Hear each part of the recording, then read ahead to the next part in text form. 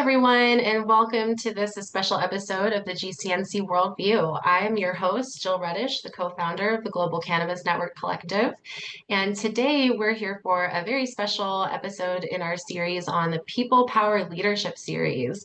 I'm super excited to be joined by co-host Stephanie Powell, who's the founder of Lane Recruitment. Hi, Stephanie. Hey, Jill, how are you today? Good morning, Adam. We are joined today by Adam Coates, who is the Chief Revenue Officer of Decibel Cannabis Company.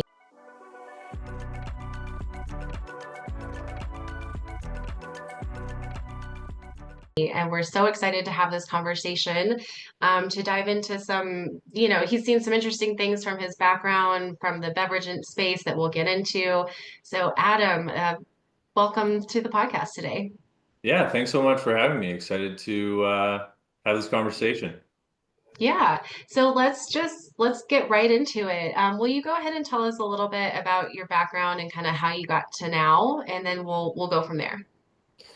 For sure. So, as you said, currently Decibel's Chief Revenue Officer. So I kind of oversee all of our sales, business development, product development, and marketing. Prior to getting into the cannabis industry, I was in beverage alcohol, so worked for Anheuser-Busch InBev, mostly in Canada for the first kind of 7, 8 years of my career, and really kind of learned about brands, about CPG, about, big business, and kind of really understanding, what regulated consumer goods are all about. And then in 2017, took the plunge, always wanted to do something, more entrepreneurial. And, as I was able to rise through Anheuser-Busch InBev, realizing that, being able to make my own plan and kind of setting my own course was maybe something that wasn't necessarily going to be able to happen. And I always had a drive to kind of want to do that. So, the legalization of recreational cannabis in Canada was certainly the catalyst for me to sort of make a big move. And big move that I did. So did a little bit of consulting and a bit of work in the industry just to kind of start building my network and sort of, starting to understand it. Although looking back, I certainly knew nothing at that point from what I know today. But then, yeah, jumped in with a business called Westleaf, which was kind of one half of, how Decibel got kind of started. Started as the very first employee and always sort of overseeing, commercial operations in some way, shape, or form. I've had a few different titles, few different sort of job scopes, but generally have been the senior, commercial leader within Decibel, and kind of brings us here today. It's been, a hell of a journey. Been through lots of the ups and downs, and sort of as that, what I'd call as sort of like that scrappy, smaller competitor where, we weren't and didn't have the money that the Auroras, the Canopies, the Tilrays, sort of the big monsters had in the starting phase. We've really had to be scrappy all the way through. And, our first business that we launched in cannabis was Prairie Records, was a retail business with just a few stores. But that was the start of sort of putting Decibel on the map in terms of trying to do something different with the concept that Prairie Records was. It also built the foundation for how we thought about product development, and sort of the birth of General Mission, our biggest brand, came from insights directly taken from retail, from, the senior managers of the business, working the tills, building out the stores, talking to consumers directly, and that really sort of set the foundation and how we sort of got to build our big brand, which is General Mission, which continues to be one of the biggest brands in Canada, and is starting to make its way outside of Canada too, which is incredibly exciting. As that's a big piece of our growth trajectory for the future. Is materially expanding overseas, and with our acquisition of Ag Medica in Chatham in a GMP licensed facility, it's really sort of taken those growth plans and expedite them, so to speak. So super excited about what we've done in Canada, and even more excited about what we're doing, in the international markets. That's amazing. And, we're both from Canada. We're just joking about our A's. And yeah, I remember early days when I joined in early 2019, Decibel was already a company that was on our radar, and we were doing a lot of early sales roles. I've told you before, we had this notorious, we had a list of who not to headhunt from, and your company was one. And not because you guys would be a retaliation, which some of the client people we knew would come back to sting, but it's because we knew that nobody would leave your team because you had built such a solid team. And you and I have connected many times across the industry. We met in Berlin along the way, and so we've talked about that team as well. And you've had very limited turnover in the sales teams you built, which within the early days of the Canadian space, not many companies can say that, and you continue to have that success. So I'm curious, there's a lot of leaders out there building teams for the first time, and right now in the Canadian space, if you want to find talent, there's probably someone who knows what they're doing. But if you think back to those really early days when you're building a team with a lot of people who didn't know cannabis, didn't have industry experience, like what were you really looking for, and how did you as a leader bring people together to lead in this new space and stay together over the years?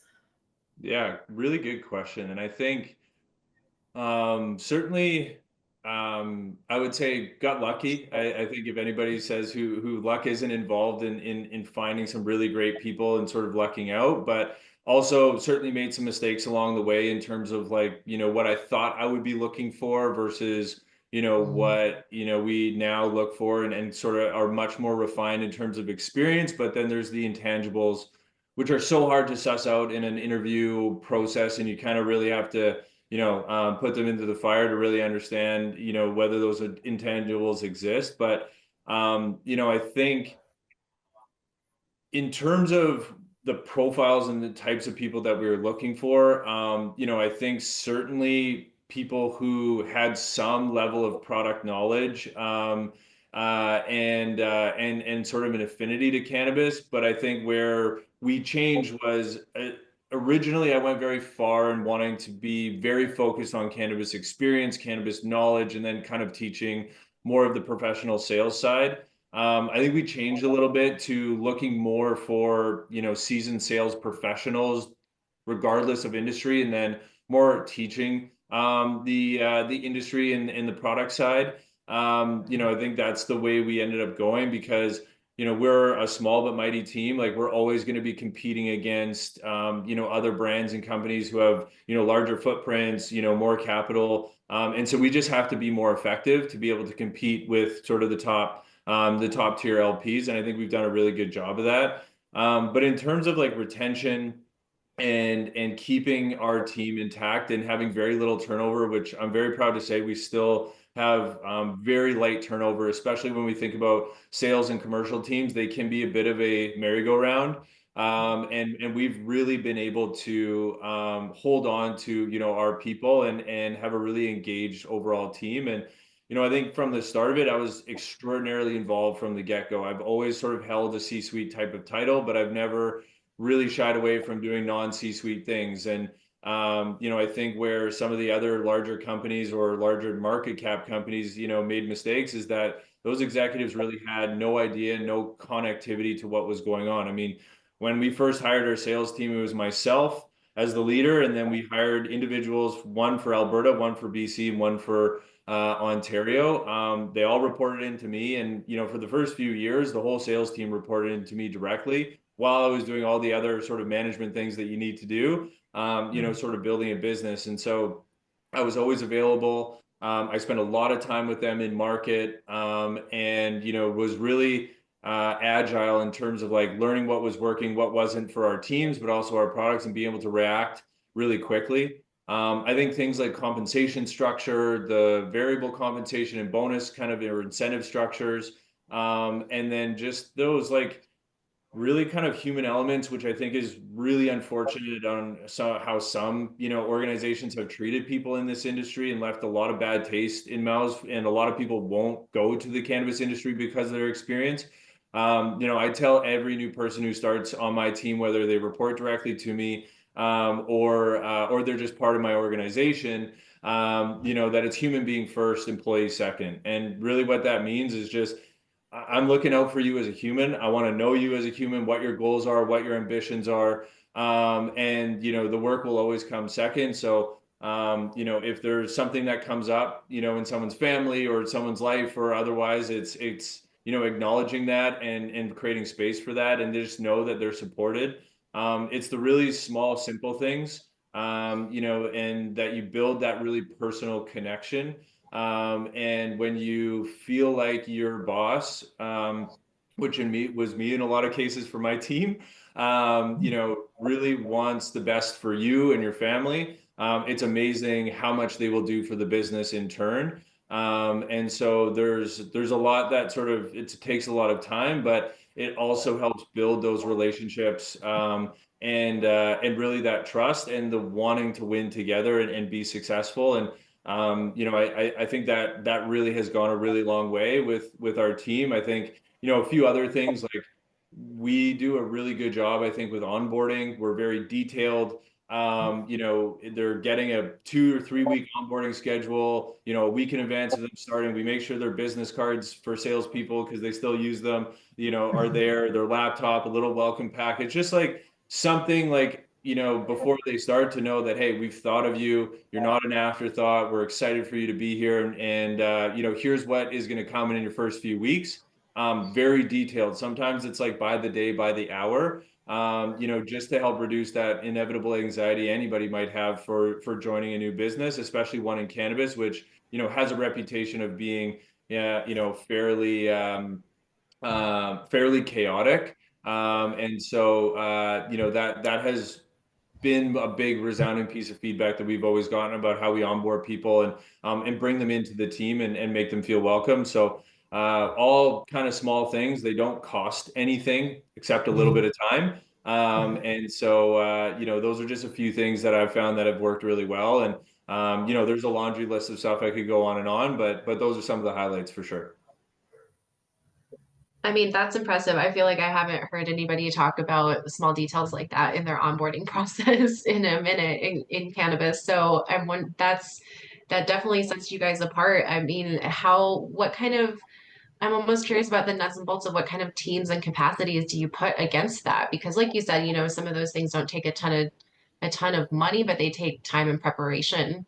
And Mm. I feel like most other cannabis CEOs would be saying, "Oh my gosh, we don't have time for that." But don't you have time to be investing in your people? So, Yeah, I mean, look, like each onboarding plan, and I just happened to be able to onboard 2 new individuals onto my team over the last 3 weeks. They take, for me, because I've got a little bit of a template on how I do it, and I'm not using any software or anything like that. I'm a little bit, call it old school like that, just with calendar invites and a detailed email. But it takes about 2 to 3 hours usually, of dedicated time, maybe a little bit more when you're trying to coordinate schedules and with other people on your team. I think another small thing is, anybody who joins my team who's not my direct report, I make sure that I have a one-on-one with them in their first week. So we just brought on some sales associates or merchandisers. They kind of go both. So they don't report into me. They report into some managers on my team. But on the last day of their first week, so on Friday usually, I have half an hour with them, so they know who I am. I'm not just some big scary guy with a fancy title, and just have a kind of shoot the shit type of conversation. Similarly, if there's sort of a more senior person who joins our team, I make sure that they get a chance to have a one-on-one with our CEO, so that there's that connection, even though there might be a few levels between them. If they're reporting to me, they usually have a big responsibility that will, have an impact, material impact on the business. And so having that connection with, our CEO, I think is really important. He's very personable and in the business guy. So, I think that just goes a long way. So again, those like kind of small things. The first time you're putting together one of these type of onboarding schedules, yeah, it might seem a bit daunting, but it's a few hours of work, and then it's the check-ins and making sure that everything's going smoothly through that. But it's incredible the feedback that we get, and how much time it saves you, throughout the life of their sort of like ramp up, right? So depending on the individual and their experience in the role, it all varies. But spending a few hours, 2, 3, 4 hours, spending that time on that, it's amazing the days and weeks that it can save you on the back end. And so that's a trade I'll always make. Hmm.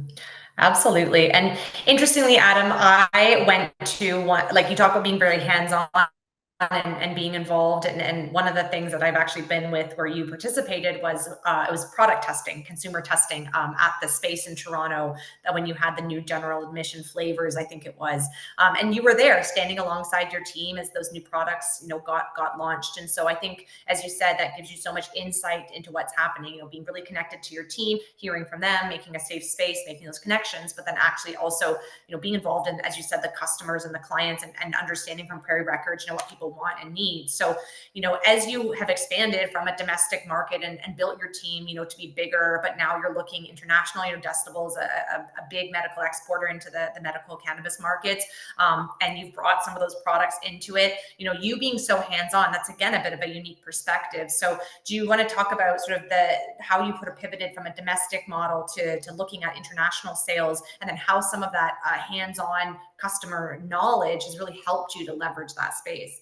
Yeah, great question. So I think being hands-on and actually spending time at those connection points, whether it's, the events with bud tenders at retail, in Canada, those all help provide insight and help make sense of the numbers that we look at every day on spreadsheets and PowerPoints. But I think, just a bit of an aside, I think equally as powerful is, I'll always tell my team, I will never ask them to do something that I'm not willing to do myself.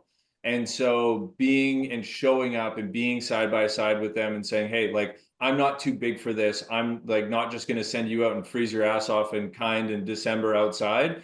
I'm going to be right there with you. And it's valuable to me, but it's also team building. And it just shows it's like, I'm not just somebody who, stays in my, warm, cozy office and sort of barks out orders. Like I'm actually there and experiencing it with them. So I think that's another piece of the puzzle that I think is really important, is showing that you're willing to show up and spend the time that is being asked of them. So similarly, I think, as we think about international markets, it's a very different model, obviously, than what, we've been focused on in Canada. And I think equally important is to spend time and understand, what's actually happening in those markets. And so, because it's a bit different, right? Like in Canada, we'll send product to the OCS. We know that licensed retailers are ordering from them, and our field sales team is going into retail. So there's a little bit more control, and you kind of know a little bit more of what's happening. But like a lot of structures in international trade is, you basically have a partner in that country, and you're sending them either bulk or finished goods or whatever it might be, depending on the situation. And then you're relying on them either to represent your brand or represent your product. And you're not really sort of as involved. And, in some degree, some people may not care as much as long as the POs keep coming on, and what happens after you landed in that country and it goes out to distribution. And so I think what I've tried to do as much as I can, and have done a ton of traveling over the last 2 or 3 years. And it's not about going to conferences. Those are fine to meet up with people. It's an essential place where a lot of people are coming at the same time, and you can meet people face to face. Totally get the value there. But to me, I'm more interested in going to pharmacies, spending time with their medical sales team, and really understanding, okay, what happens when it lands to the country, and how does it get to the end patient? And like, what are the clinics or the pharmacists or the doctors who are prescribing? What are the things, what are their pain points? What are their questions? Like, what are the levers that can be pulled to kind of put your products in a better position, to be successful and actually get that pull through? And I think, good example is, Israel was our first country that Decibel ever exported to. Very interesting market, very interesting country just generally. And I spent an enormous amount of time there, really understanding, but also building relationships with not just the sales team that was representing our brand, but also going to pharmacies, hosting events, doing some sessions basically where you get to consume a bit of product and get some feedback, and became part of that sort of community. And because of that, we've been able to, have a great reputation, and our brands are really, really strong in that market, and also really understanding what is going to cut it and what's not from a product perspective. So I think, like, for me, what's really important is, yes, you want to sign the contracts, you want to get product moving, But if you really want to be long-term successful, you have to have an understanding and some relationships of what's going on, at the street level to help with that pull through in the rate of sale. Super interesting there. And I heard you talk a lot about understanding some of the cultural differences when you're going from one country into another. I kind of want to rewind a little bit with your background in the alcoholic beverage industry. What are some of the differences that you've seen from leaders that come in from the alcohol over to cannabis? Like, kind of what is cannabis demand of them that's different from the alcohol beverage industry?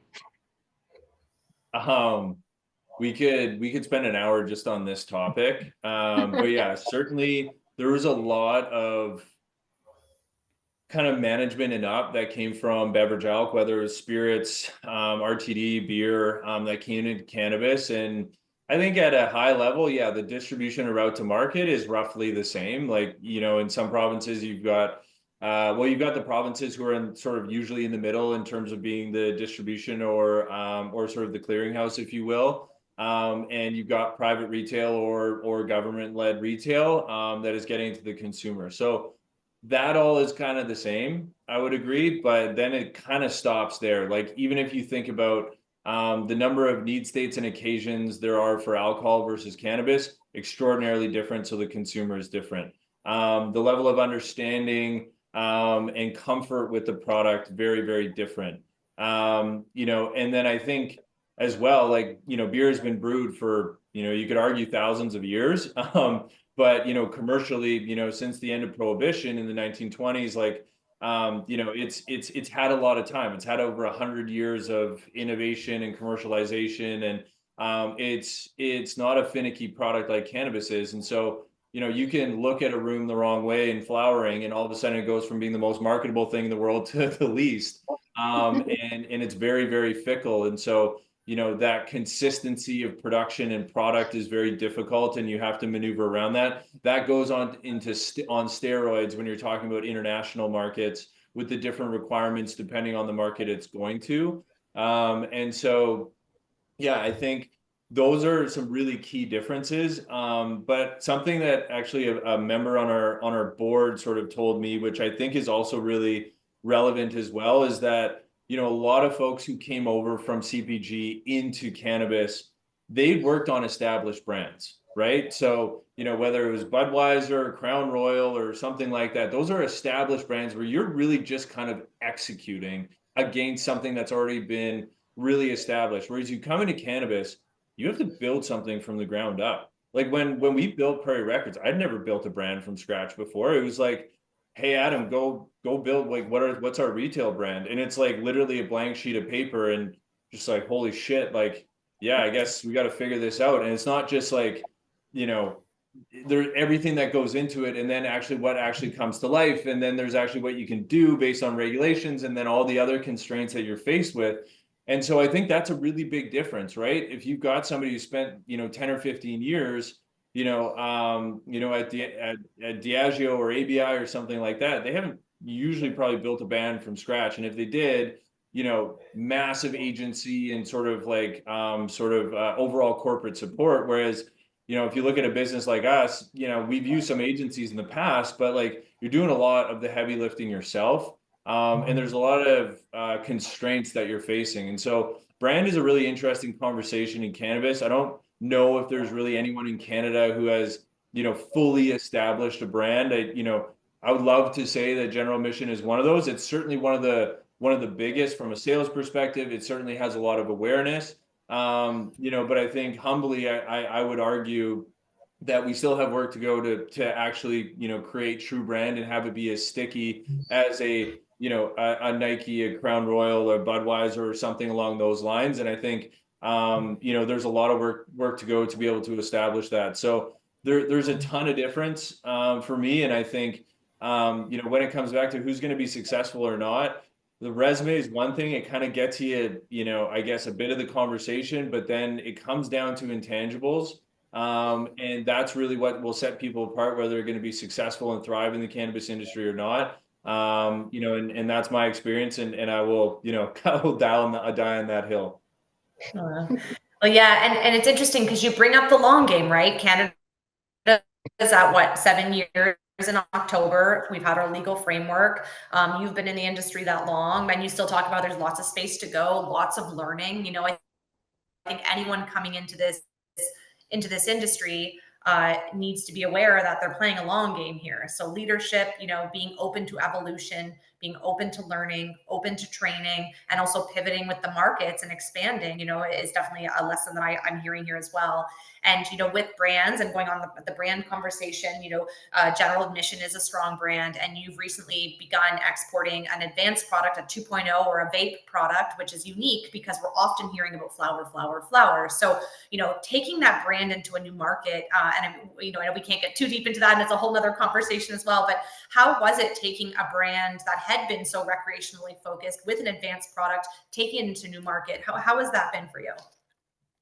Yeah, it's interesting, right? I think like certain markets, and I think some of the markets that are more in the headlines these days, so whether that's Germany, you know, or the UK is sort of like more emerging or fast-paced growing markets.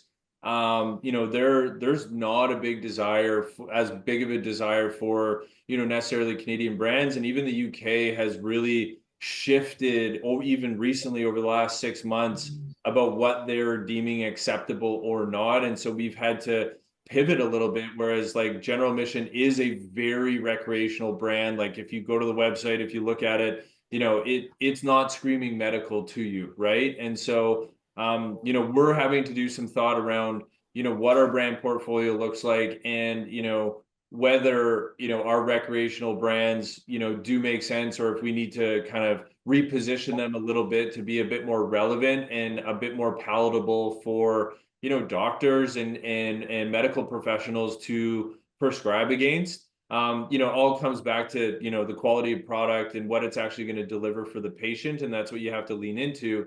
But yeah, when you're talking about cannabis in general, marketing and brand is very, very hard, even in recreational space. Getting into the medical context is a completely different ballgame. And you know, it is where you need to go long term and to have any sort of defensibility. I think, you know, we're experiencing a lot of growth and a lot of optimism about several markets right now. But I think, to your point, I fundamentally believe that manufactured products, you know, is where Canadian cannabis companies will be able to continue to excel in the longer term. I think flower is a commodity to some degree and is very susceptible to, you know, lower cost manufacturing companies coming online and figuring out their quality. It's just going to be very hard to compete with. So, you know, similar to, you know, what I would say Germany and Australia, it's hard for them, you know, their local cultivation to compete with Canada, because we have advantages in terms of cost of water, cost of power, two things that you need a lot of when you're growing cannabis. And also our cost of labor on a relative basis is less. But if you compare Canada to South Africa, South America, even, you know, a place like Thailand, you know, that is flipped on its head, and we're not very competitive. And so on the manufactured product side, there can be some IP. There's lots of margin to be had that you can then reinvest into brand, which I think is really important. So you know, and I think that's where consumers are going to go long term, and we've seen that sort of play out in Canada to some degree as well. So yeah, there's lots there, and you know, I'm a fundamental believer in manufactured products. As I think as we get closer to CPG, that's what you need, is the consistency. And it's also where consumers are going in terms of what their, you know, generally their preferences are and what they're showing to be. Yeah, super interesting notes there. I love how you touched on so many different kind of paradigms. Your point about where Canada kind of sits compared to Europe in terms of costs and everything compared to Thailand, South America, South Africa. That's so true. And it's it with in an industry where everything comes down to such small margins, we really got to be looking at those things. So yeah, always lots more to talk about there, but I feel like we're kind of coming up on our time for this conversation. So I think we'll shift into our kind of wrap up question that we've been asking all of our guests. We want to hear from you about what's one recent win that you had, and then what's one wish, what's something that you wish you would see in cannabis for the end of the year. Yeah, great question. So the win is an easy one because it was a big one for us. And I'm gonna, I would say 6 months is recent enough. So at the end of October last year, we were able to acquire Agmedica out of the Atlas Global Brand CCAA. And so what came along with that, first and foremost, awesome, energized, super talented team. Which has been amazing, and a GMP facility for cultivation and manufacturing. So, owning a GMP license in a facility, is a great advantage and a great opportunity to really sort of, I guess make exporting easier. Trust me, exporting cannabis is not easy, but if you got your own license, it's a lot easier. I can tell you that. And just being able to bring that team in. The integration, I think, was done really, really well, and we're really sort of, I think, operating, and moving at all on all cylinders here. So, really excited about that. A huge win and a huge bet for the business. But certainly seeing it, the goals and the ambition of it starting to come to life. So. Certainly the biggest win over the last 6 months is bringing Agmedica onto the team here with Team Decibel. So certainly the win. From a wish perspective, I think there's a lot of wishes. I think a lot of people have a lot of things to say about what they could change in cannabis. I'm going to go back to potentially the start of this where we talked about people and leadership and what I think is required to kind of make this industry sustainable long term is I wish that how am I going to phrase this? I guess I wish that there was the care and attention to team building, people development, talent, recruitment and retention, that you're just not seeing. I think there's been some, necessary downsizing across a bunch of companies in the industry. That is business. If your revenues aren't there, your costs have to come down. But I think a lot of people have been really unfairly sort of penalized and put into really bad situations personally because of that. And so I think that has also put a stain on the industry. And so we need the best and brightest minds to be, excited and, clamoring for cannabis jobs. There's a lot of talent that I think has left the industry. And so, we need our businesses to be strong, healthy, and profitable. We need to treat our people right, and properly compensate, properly train, properly develop, and properly support. And when tough decisions have to be made, because look, almost every business, and we're not immune from that either. But treating people with respect and dignity, is hyper important. So. Lots of other wishes, but I think, coming back to this, it always comes down to the people, and we need talent in this industry in order for it to be recognized and given the credibility they think it deserves. And so that would be my wish that I'll speak to today. Oh, well, I so appreciate the people part because that's what we focus on here at Emerald Lane. And Adam, there's so much amazing talent coming out of the Canadian space, and we're doing the best we can to bring some of those individuals into the new markets, into the emerging markets, to set that foundation. So, that reminder is a great way of doing it. And as you said, you've done something special in the Canadian space, and I really want to, acknowledge you for that. And I appreciate you calling other leaders to step up and really make sure that they're keeping that people focus. So thank you. Of course. Absolutely. And with that, we'll go ahead and wrap up our conversation for today. Thank you again, Adam, for joining us. It's been a real pleasure. Stephanie, thank you for being my co-host on this, and we're going to call it a day. Thanks, everyone. Thank you. Bye.